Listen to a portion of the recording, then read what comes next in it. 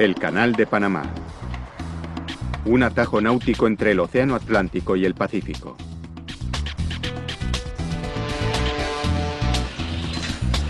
Cuando se acabó el canal en 1914, era una maravilla de la ingeniería, que les ahorraba a los barcos un agotador viaje de 2 semanas bordeando Sudamérica. Pero en la actualidad, los grandes cargueros lo han colocado en una difícil encrucijada. El comercio mundial presiona a los ingenieros para que estudien la posibilidad o la conveniencia de rediseñar el canal. A menos que Panamá pueda acondicionar el canal para el siglo XXI, pronto podría quedarse anticuado y obsoleto.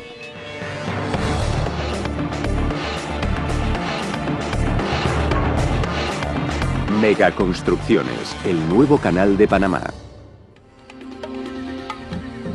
Son las 6:30 de la mañana en la entrada atlántica del Canal de Panamá.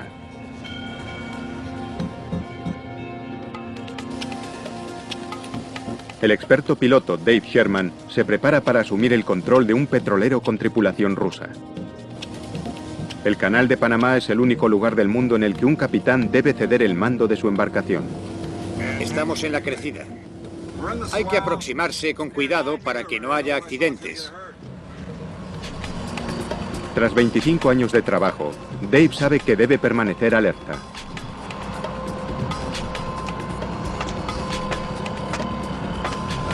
Buenos días, ¿cómo está? Buenos días, bienvenido a bordo. Gracias.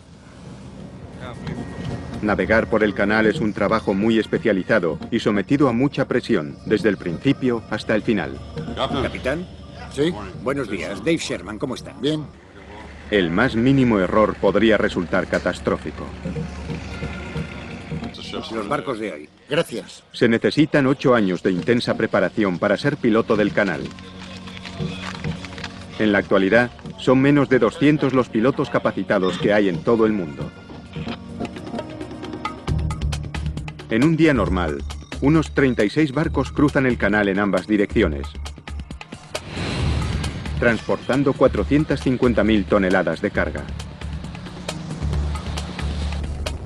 Si el canal se bloqueara, el comercio internacional se encontraría en un punto muerto. Desde el lado atlántico del canal, Dave tendrá que cruzar 3 esclusas, que elevarán el buque 26 metros y lo conducirán al lago Gatún.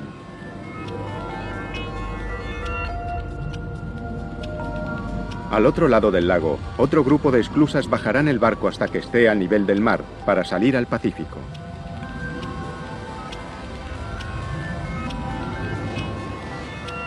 Dave tardará 10 horas en recorrer con el buque los 80 kilómetros del canal. Eso si no hay contratiempos. A estribor. A 1 kilómetro canal adentro, Dave se encuentra con el primer conjunto de esclusas, las esclusas del Gatún. Bien, ¿cuál es la posición de 10 ahora? Cada esclusa tiene 3 cámaras independientes pero conectadas.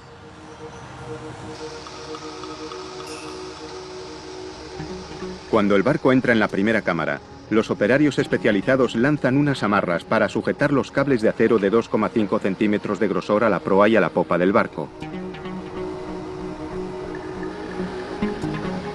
Los cables están conectados a 2 potentes locomotoras que circulan a ambos lados del canal. Cada locomotora puede remolcar 32 toneladas, o lo que es lo mismo, 2 aviones de combate F-14. Pero se necesitan 6 locomotoras para guiar este barco de 60.000 toneladas a la cámara de la esclusa. Dave reduce la potencia. Su pericia como piloto va a ser puesta a prueba. El capitán ruso está nervioso. Su barco tiene 32 metros de manga. La cámara de la esclusa solo mide 33 metros y medio de ancho. Queda menos de 1 metro libre a cada lado.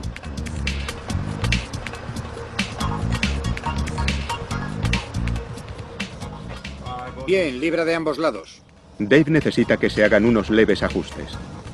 Ya podéis dejar eso, número 2. Parte número 2. La maniobra exige la precisión de un cirujano. Un golpe dentro de las cámaras podría romper el casco, se derramaría el petróleo y habría que cerrar el canal. No hay salida de emergencia. Ajustando constantemente la tensión de los cables, las locomotoras mantienen el barco centrado en la cámara. Su movimiento debe estar perfectamente sincronizado para que los cables se mantengan tensos. Las compuertas se cierran reteniendo el agua del océano.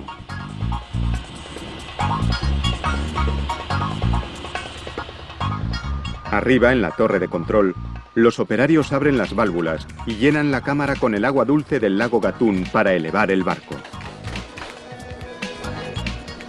Aquí control. Son los mismos controles que se instalaron hace más de 90 años. La gravedad hace que el agua del lago llegue a la cámara de la esclusa a través de unos 100 orificios situados en el fondo.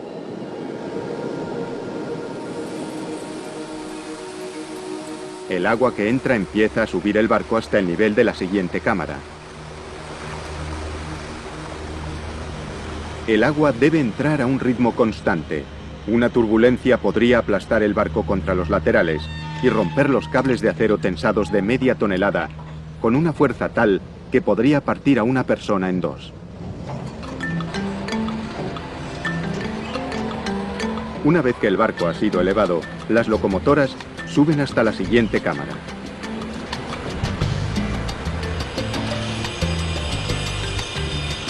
Las compuertas de 680 toneladas se abren lentamente.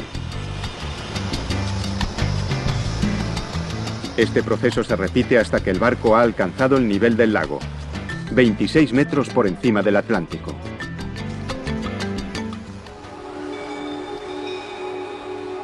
A un barco como este se le considera un Panamax, porque tiene el tamaño máximo permitido para cruzar el canal. Cuando se inauguró el canal en 1914, el tamaño de las esclusas era el punto de referencia de los constructores de barcos. Pero los grandes cargueros modernos amenazan con dejar el canal obsoleto. Pueden llevar 3 veces más carga que un carguero normal y sobrepasan con creces las dimensiones máximas del canal. El canal de Panamá va a necesitar esclusas totalmente nuevas, porque el tráfico de contenedores está aumentando y los barcos son cada vez más grandes. En el futuro, el canal de Panamá podría perder un montón de dinero, porque el tráfico marítimo podría disminuir drásticamente. Es solo cuestión de tiempo. Si el canal de Panamá no se adapta a la industria de barcos comerciales, pronto se convertirá en una reliquia del pasado.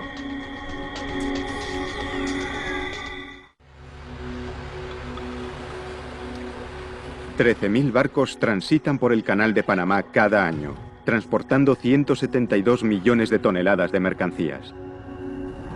Este pasillo transcontinental aporta al gobierno panameño casi 600 millones de euros en concepto de peajes. Pero estos ingresos podrían perderse si no se rediseña el canal para que se adapte a los barcos modernos.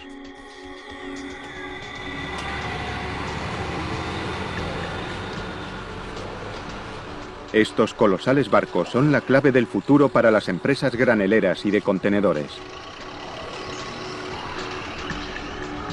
En la actualidad, un 20% de los barcos que navegan son de este tipo. En el año 2020, su número como mínimo se duplicará. Los grandes cargueros deben recorrer la ruta que hacían los comerciantes en el pasado, entre el Atlántico y el Pacífico. Una costosa desviación de 13.000 kilómetros rodeando la punta de Sudamérica. Para barcos como estos, es como si nunca se hubiera construido el canal. Durante 65 años, los Estados Unidos gestionaron y dirigieron la zona del canal, a cambio de un arrendamiento al gobierno panameño. Pero en 1979, los Estados Unidos empezaron a ceder el control del canal a Panamá. Este pequeño país de 3 millones de habitantes se convirtió en un destacado protagonista del comercio internacional. Panamá destinó millones de euros a la preparación de personal durante los 20 años de transición. La Autoridad del Canal de Panamá, una entidad autónoma del gobierno panameño, se instituyó para dirigir, gestionar y mantener el canal. Tras décadas de negociaciones, se cumplía al fin el antiguo sueño de Panamá de hacerse con el control del canal. Sin embargo, se toparon con un gran inconveniente. Cuando a finales de 1999 Panamá recuperó el control completo del canal, era necesario realizar reformas significativas y cuanto antes para mantenerlo operativo. En la actualidad, más del 90% de la plantilla del canal está integrada por panameños, incluidos gran parte de los puestos técnicos y directivos vitales para su funcionamiento. La Autoridad del Canal de Panamá debe sopesar el impacto que tendría cualquier cambio en el canal sobre sus empleados y sobre la población local. Para nosotros, los panameños son el elemento más importante en la decisión, los beneficios que este proyecto o cualquier proyecto del canal le genere al pueblo panameño. Bajo el mando de la Autoridad del Canal de Panamá se han realizado ya muchas mejoras. 100 locomotoras más potentes, cada una de 2 millones de euros, guía ahora a los barcos por las esclusas.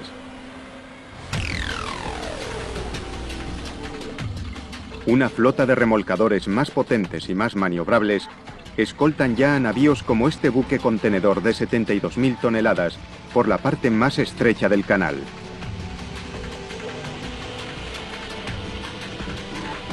Modernos mecanismos hidráulicos abren y cierran ahora las enormes compuertas de metal de las esclusas, de más de 600 toneladas de peso.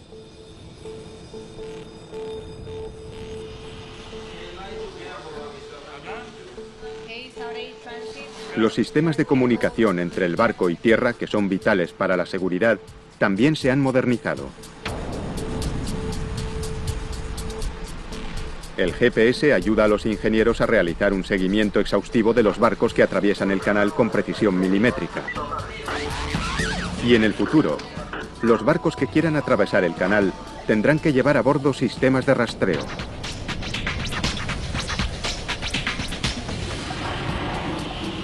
Pero estas mejoras son mucho más fáciles de realizar que la ampliación del canal.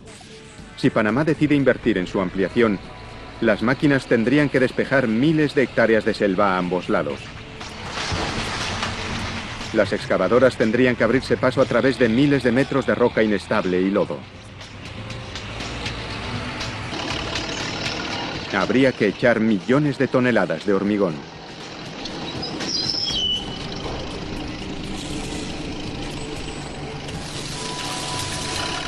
Pero el mayor reto de todos sería construir nuevas esclusas al lado de las actuales.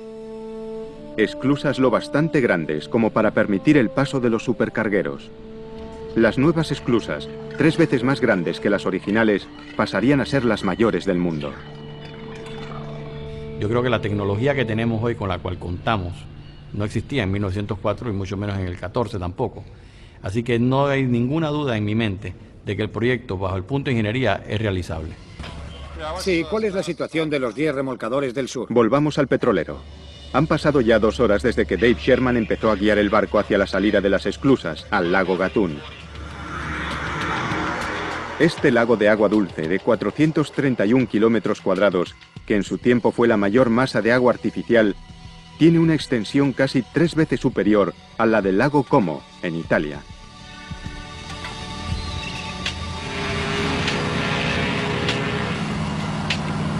El lago es, de hecho, el gran motor que mueve el canal. Bombea casi 200 millones de litros de agua al interior de las esclusas para elevar y bajar cada barco que lo cruza. Con un tránsito diario de hasta 40 barcos, se bombean unos 7.500 millones de litros en un solo día. El lago Gatún también proporciona agua potable a 1 millón de panameños.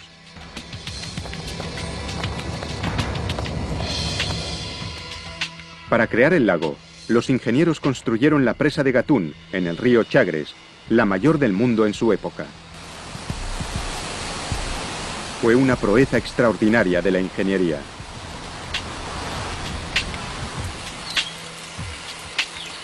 El embalse, de 418 kilómetros cuadrados, se reabastece con las intensas lluvias de Panamá. Pero no siempre. La escasez de precipitaciones hace que el nivel del agua en el lago descienda, lo que impide que los barcos puedan cruzarlo totalmente llenos. Deben descargar parte de la mercancía para reducir su calado. Irónicamente, el exceso de lluvia también provoca otros problemas. El ingeniero hidráulico, Carlos Vargas, es el responsable de mantener los niveles del agua del canal. Si no abrimos las compuertas y el lago sigue subiendo, las esclusas del canal de Panamá se inundarían, causando graves daños a la operación del canal de Panamá. Lo ideal sería que el nivel del agua del lago estuviera 26 metros sobre el nivel del mar. Carlos Vargas observa que hoy el nivel ha alcanzado la peligrosa cifra de 26 metros y medio. Hay que actuar de inmediato. Hola, este es Carlos Vargas, manager de hidrología, IP 2204-428, por favor. Enormes motores en el interior de las paredes de la presa levantan ahora una de las compuertas de acero de 57 toneladas de peso. En unos 5 minutos, 75 millones de litros de agua bajan por el desagüe y son vertidos al mar. El nivel del agua ya no es peligroso, ha bajado a 26 metros. Mientras tanto, el petrolero ya ha atravesado el lago Gatún. Está a punto de entrar en una de las secciones más complicadas. El Corte Gaylar. Esta es la parte más estrecha del canal, un curso complicado y con curvas, abierto en medio de las montañas que forman la columna vertebral de Panamá. Es el mayor reto en lo que a navegación se refiere.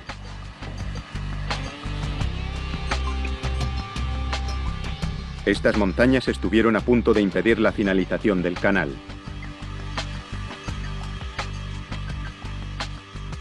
La idea parecía sencilla.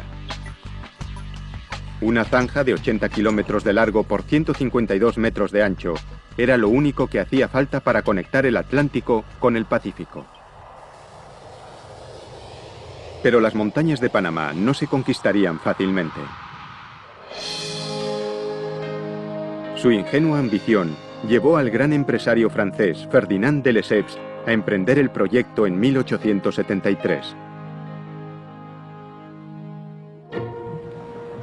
De Lesseps acababa de rematar otro triunfo de la ingeniería: la construcción del Canal de Suez, en Egipto.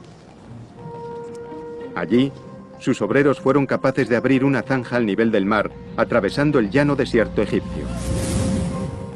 Aunque con la mitad de extensión que el de Suez, el Canal de Panamá planteó más problemas de los que Lesseps había previsto. No solo por las montañas, sino también por las enfermedades tropicales. La malaria, la fiebre amarilla. En aquel momento, los científicos no sabían que los mosquitos eran portadores de estas enfermedades. Los trabajadores morían a un ritmo alarmante. Pero por problemáticos que fueran los mosquitos y las montañas, no eran los únicos obstáculos.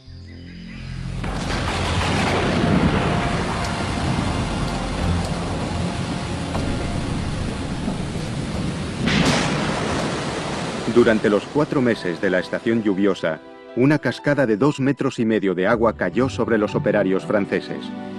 Y en varias y repentinas inundaciones arrastraron consigo meses de excavaciones.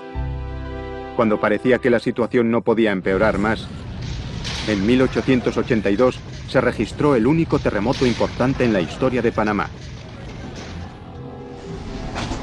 10 años después, los franceses se dieron por vencidos. Para entonces, 20.000 hombres estaban enterrados en las selvas de Panamá y la empresa y la reputación de Lesseps estaban hundidas. La naturaleza había ganado la primera batalla, pero no la guerra, que acababa de empezar.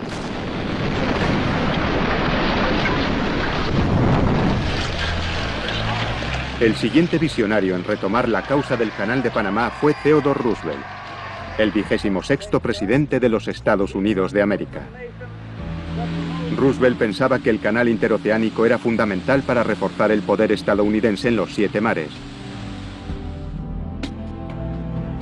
Eligió a John Stevens para el puesto de ingeniero jefe del proyecto en 1905.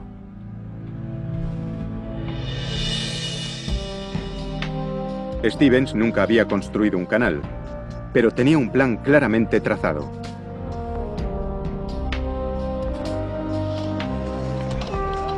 Primero, paralizó todos los trabajos de construcción y se centró en la salud de los trabajadores. Stevens destinó todos sus recursos a erradicar de Panamá la fiebre amarilla y la malaria. Su plan funcionó. En solo un año, un ejército de fumigadores habían erradicado estas enfermedades. Ahora Stevens podía dedicarse a los problemas de ingeniería. El primero era el peligroso río Chagres, que causaba unas mortales inundaciones. En lugar de luchar contra el río, como había hecho de Lesseps, Stevens decidió sacarle partido. Propuso represar el río en su desembocadura al Atlántico para crear un lago, el Gatún, a 26 metros sobre ambos océanos. Esta antigua filmación demuestra su enfoque. Stevens diseñó un conjunto de 3 esclusas a cada lado del lago para levantar y bajar los barcos sobre las montañas hasta alcanzar el nivel del mar al otro lado.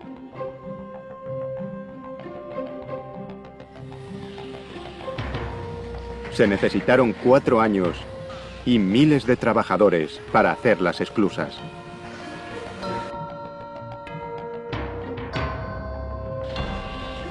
En aquella época era inimaginable que los cargueros pudieran dejarlas obsoletas.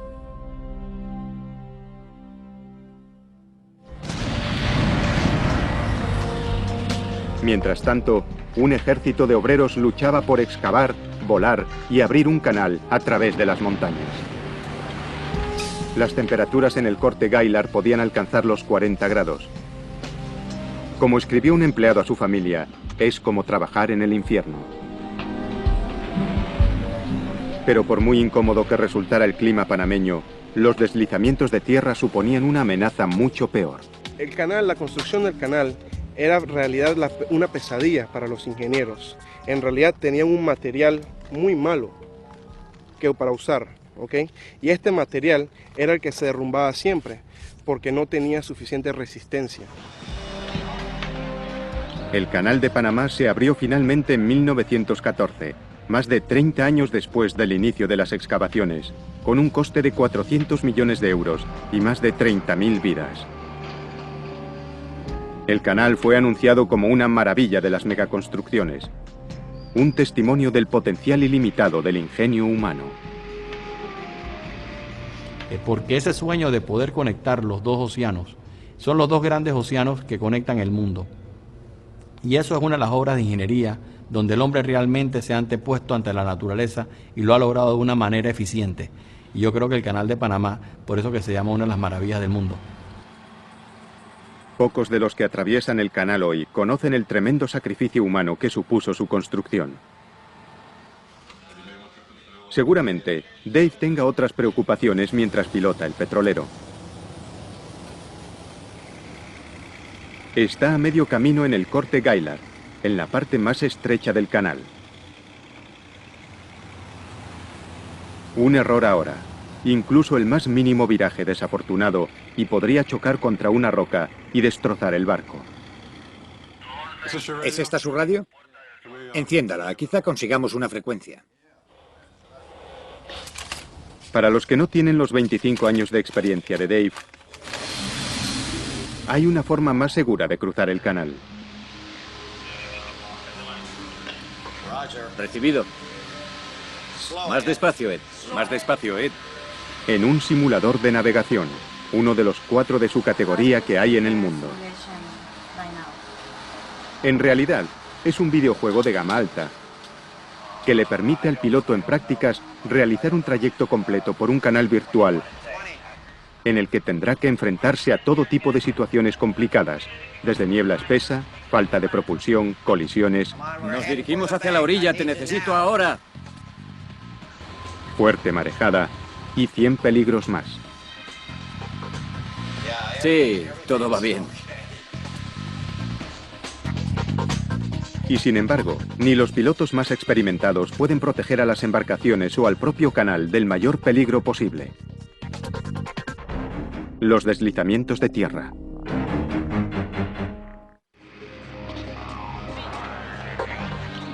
Cuando se acabó el canal en 1914, se le consideró un hito de la ingeniería y un testimonio del ingenio humano. En la actualidad, los cargueros modernos hacen que los canales parezcan pequeños y han obligado a los ingenieros a estudiar la posibilidad de rediseñar el canal a una escala mucho mayor. Los ingenieros tendrán que enfrentarse a algunos de los retos que tuvieron los primeros constructores hace más de un siglo. Los deslizamientos de tierra siguen siendo la mayor amenaza.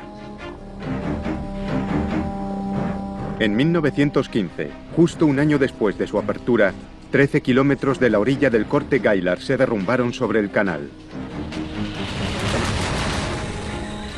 El peligro sigue existiendo a causa de la inestabilidad del suelo, formado por capas de roca, arcilla y pizarra.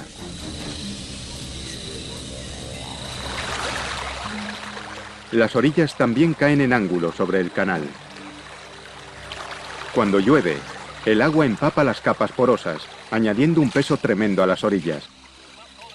La gravedad hace el resto.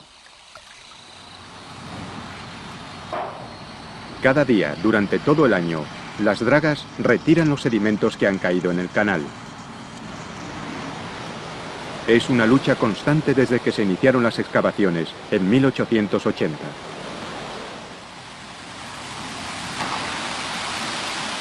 Hoy, modernas dragas como esta pueden recoger 113 toneladas de lodo y roca de una sola vez.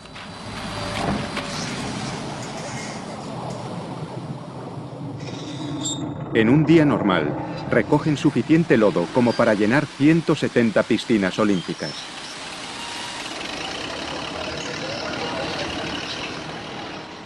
Si los ingenieros deciden ensanchar y reformar el canal para los grandes cargueros, tendrán que dragar lodo suficiente como para llenar millones de piscinas olímpicas. Creo que el movimiento de tierras, que es el nombre de esto que hacemos, va a ser la clave. A medida que los barcos sean más grandes y de mayor calado, los dragados tendrán que ser más precisos y las demandas de producción serán mayores. Pero las labores de dragado no bastarán para ensanchar y profundizar el canal.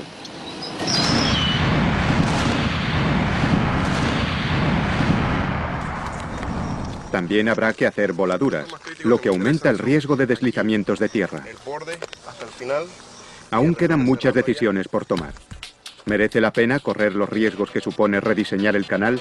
Y de ser así, ¿cuál sería el mejor enfoque para un proyecto de tal envergadura? El petrolero de Deiba ha atravesado sin contratiempos el Corte Gaillard. Aún debe pasar por las esclusas de Pedro Miguel, que le harán descender 9,5 metros hasta Miraflores, otro lago artificial.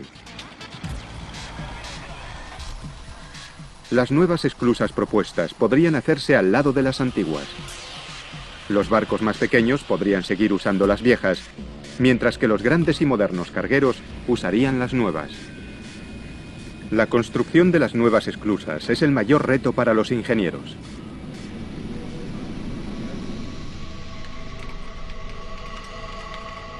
Panamá invitó a ingenieros de todo el mundo a que participaran en la elección del nuevo proyecto. Finalmente, se eligieron 2 equipos de ingenieros. Un equipo estadounidense para las esclusas atlánticas y uno europeo para las esclusas de la parte pacífica. El equipo norteamericano pertenece a la misma institución que los constructores originales, el Cuerpo de Ingenieros del Ejército estadounidense. Es un proyecto que están deseando retomar. Si eres ingeniero civil y adoras los grandes proyectos, No hay nada mejor que trabajar en el Canal de Panamá.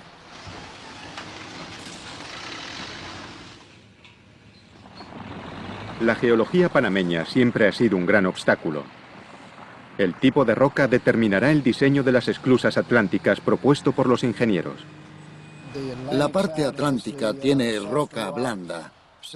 La parte pacífica tiene roca muy dura y eso marca una gran diferencia en el tipo de estructura que diseñes. Para construir nuevas esclusas en la roca blanda e inestable, el cuerpo de ingenieros está estudiando nuevas tecnologías que ya se están usando en el río Ohio, en Olmsted, Kentucky.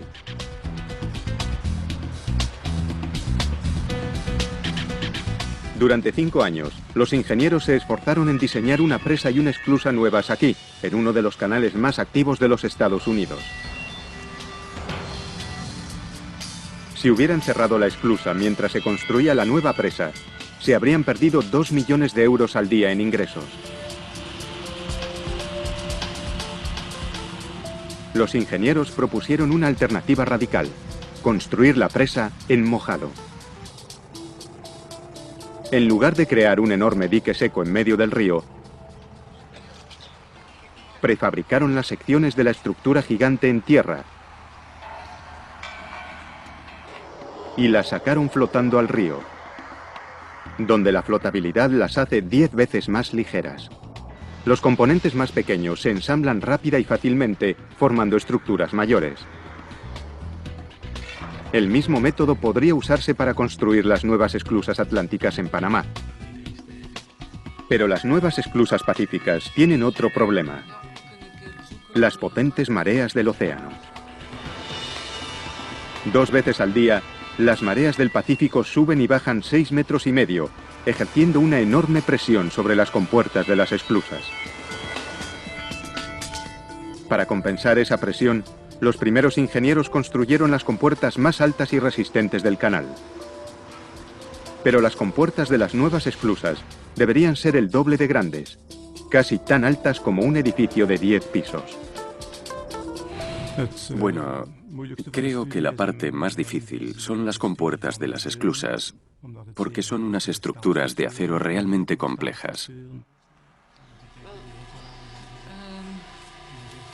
José de Regue y su equipo creen que podrían mejorar el diseño de las compuertas que hay instaladas en el canal. El diseño actual del sistema de apertura y cierre de las compuertas funciona como las ventanas abatibles.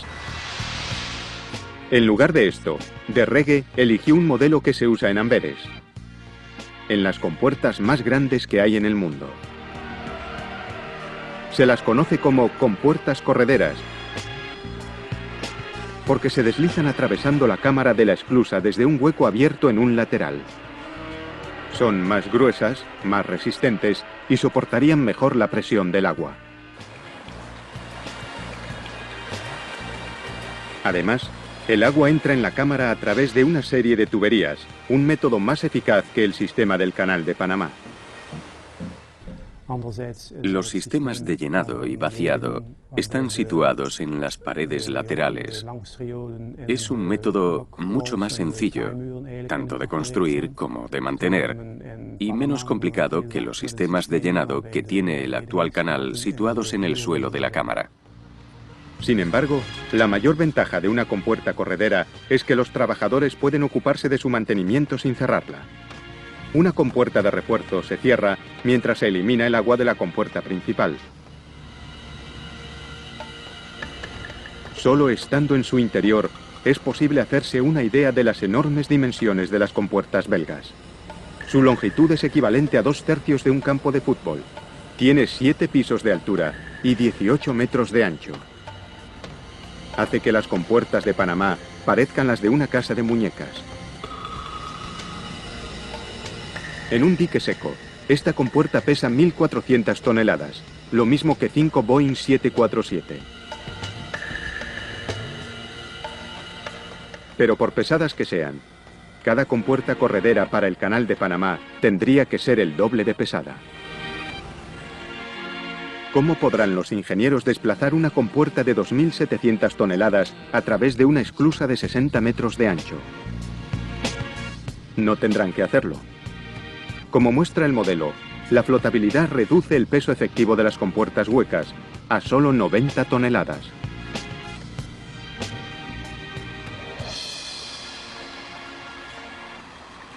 Pero antes de aprobar algún diseño, debe ponerse a prueba usando modelos a escala en un laboratorio como este.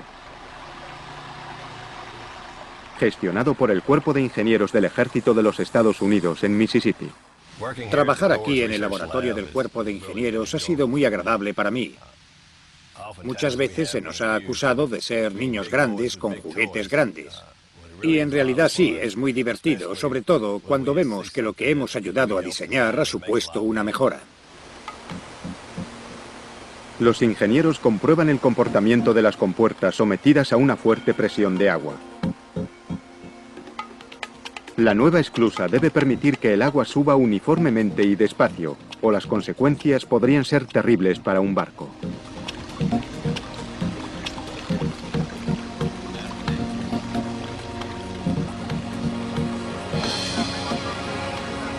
La amenaza de un accidente está siempre presente para los ingenieros y pilotos del canal, como Dave Sherman. Está a punto de llevar el petrolero hacia la última esclusa, cerca de la entrada pacífica del canal. Cruzar el canal le ha costado a los propietarios del petrolero 295.000 euros en peajes. Una ganga, comparado con el largo y complicado viaje bordeando Sudamérica. Antes de que Panamá pueda ampliar su canal para adaptarse a los nuevos barcos, aún queda otro obstáculo de diseño por salvar. ¿Qué propulsará a las nuevas compuertas? El agua es el motor que propulsa cualquier sistema de esclusas. Pero el lago Gatún no contiene agua suficiente como para elevar los grandes barcos en las nuevas esclusas. Los ingenieros deben resolver el problema del agua o nunca se harán realidad sus sueños de ampliación del canal para adaptarlo a los grandes cargueros. El equipo de diseño estudió tres opciones. Una era reducir el número de cámaras de la esclusa de 3 a 2. Con menos cámaras se reduce el consumo de agua, pero una cámara menos haría peligrar el suministro de agua potable de millones de panameños. Esto se debe a que el agua salada que entra en la cámara de la esclusa más próxima al océano ahora se diluye en agua dulce en 2 cámaras más. Eliminar una cámara significaría más agua salada en el lago.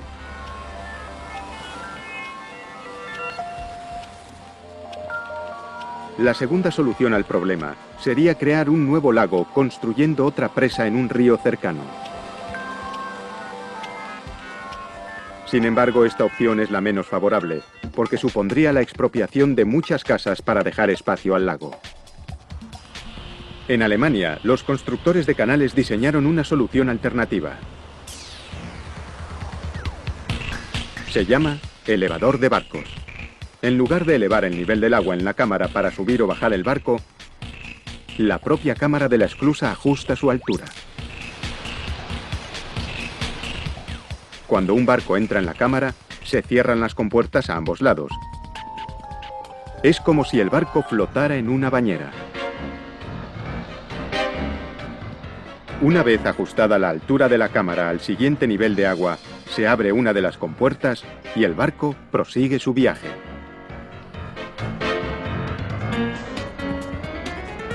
Quizás lo más innovador de este diseño es que no se desperdicia agua.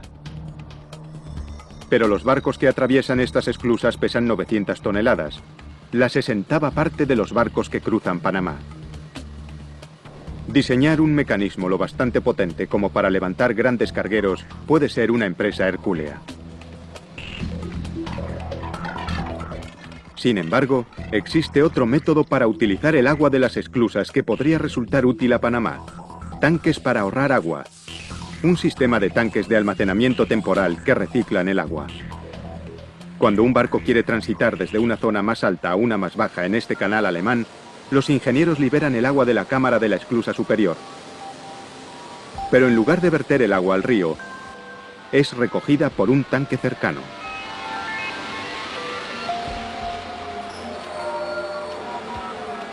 Después, cuando otra barcaza tiene que ser elevada a un nivel superior, los ingenieros pueden reutilizar el agua de los tanques de almacenamiento temporal. Si logran construir un sistema similar de tanques de almacenamiento para las nuevas esclusas en Panamá, quizás consigan subir y bajar los grandes cargueros modernos con la misma cantidad de agua que se usa en las actuales esclusas.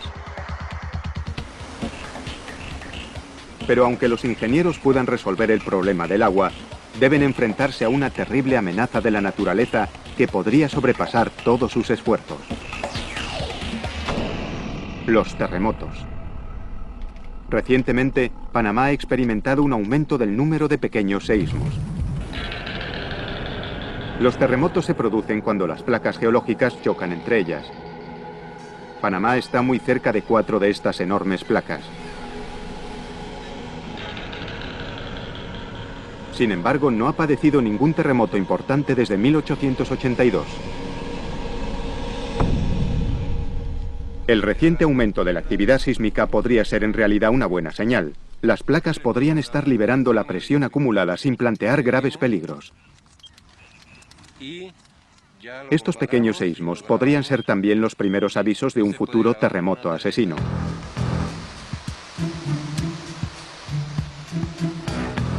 El efecto más peligroso serían los daños ocasionados a la presa de Gatún. Si la presa se agrietara, el lago se vaciaría en 6 días y el canal estaría fuera de servicio durante 3 años, que sería lo que tardarían las lluvias en rellenar el lago. Pero los muros de la presa de Gatún tienen unos 120 metros, e incluso los estudios más pesimistas no prevén ningún terremoto lo bastante fuerte como para agrietarlas. Aún así, los dos equipos de diseño trabajan para minimizar el impacto de un terremoto sobre las nuevas esclusas. Si hubiera un terremoto y la estructura no estuviera diseñada para soportarlo, teniendo en cuenta la tremenda presión hidrostática que ejerce el agua sobre las paredes, sería una auténtica catástrofe para la presa.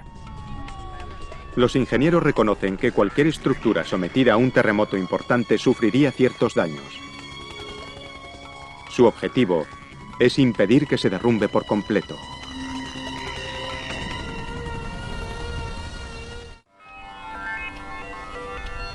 Durante casi un siglo, el Canal de Panamá ha sido un vínculo vital para el comercio internacional. Símbolo de los logros industriales en el pasado, los ingenieros deben plantearse ahora la construcción de un canal mayor para evitar que el actual se convierta en una reliquia. Aunque encuentren solución a todos los retos a los que se enfrentan, la naturaleza podría derrotarles. ¿Podrían las esclusas sobrevivir a un terremoto asesino? El escenario de la catástrofe podría ser parecido a este. Año 2030. Las mayores esclusas del mundo ya están en funcionamiento. La torre de control vigila cuidadosamente la situación de los 68 barcos que hay en el canal. Un supercarguero que lleva 8.000 contenedores desde Alemania a Los Ángeles acaba de salir de las 3 nuevas esclusas de la parte atlántica. Cuando de pronto le sorprende un enorme terremoto de 8,6 en la escala de Richter. El barco es sacudido con violencia. Su enorme casco de acero impacta contra las paredes de la esclusa. Contenedores de 100 toneladas caen por la borda como si fueran piezas de un juego de construcción. Los cables de acero se rompen.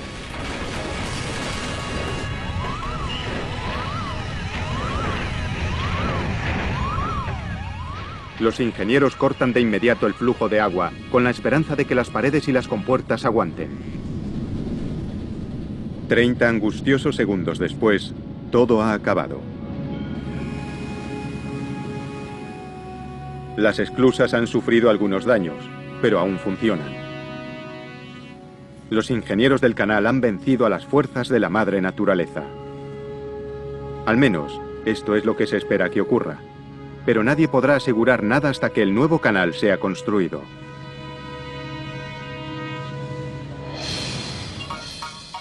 Son las 6 de la tarde y Dave Sherman atraviesa con el barco la última esclusa, alcanzando el Océano Pacífico. Ha tardado 10 horas, pero ya ha acabado su trabajo. Algún día, en un futuro cercano, Dave podría pilotar un barco 2 o 3 veces más grande, con el que cruzaría un canal más ancho y más profundo. Pero la ampliación del canal plantea más retos de diseño de los que afrontó el equipo original de construcción. Sin duda, el proyecto es tremendamente arriesgado, pero las ganancias podrían ser extraordinarias.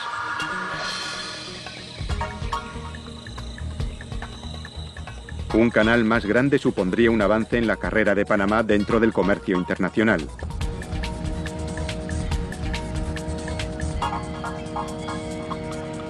Si se rediseña el canal para acoger a los grandes cargueros, esta proeza de las megaconstrucciones transformará, sin duda alguna, nuestra manera de viajar y de hacer negocios. Al igual que sucedió con el Canal de Panamá original a principios del siglo XX.